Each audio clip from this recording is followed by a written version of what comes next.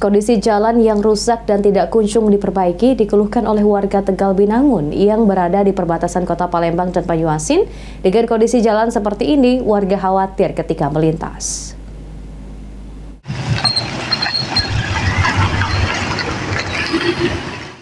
Jalan Tegal Binangun yang menjadi salah satu akses jalan warga Palembang, kondisinya saat ini mengenaskan.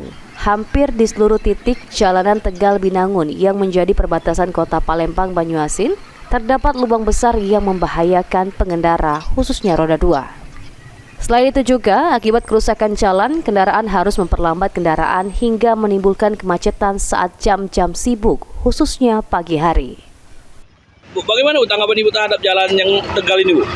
Ya, jika lah dewek nih lubang-lubang kalau hujan banjir, seperti apalagi depan warung ayu, warung ini. Oh, galak banjir ya? Iya, banjir, pokoknya jelek. Tak baca ini lagi ngomong lagi lah.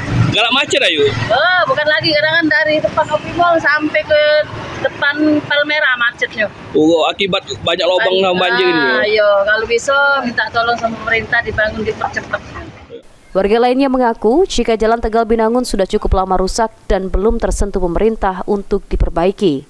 Sehingga warga sering berinisiatif menutup lubang jalan dengan pecahan batu dan timbunan tanah. Terhadap jalan Tegal Binangun yang saat ini parah juga. Bisa diperbaiki lagi. Jadi ini kan jalan utama. Dibagusin.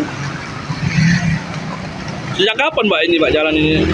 Oh, sudah sejak berapa tahun ini jalan ini rusak ini.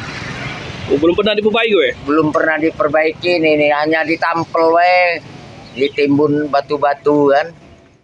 Dengan kondisi seperti ini, warga berharap ada perhatian serius dari pihak pemerintah untuk segera melakukan perbaikan jalan secara menyeluruh. Idham, PAL TV.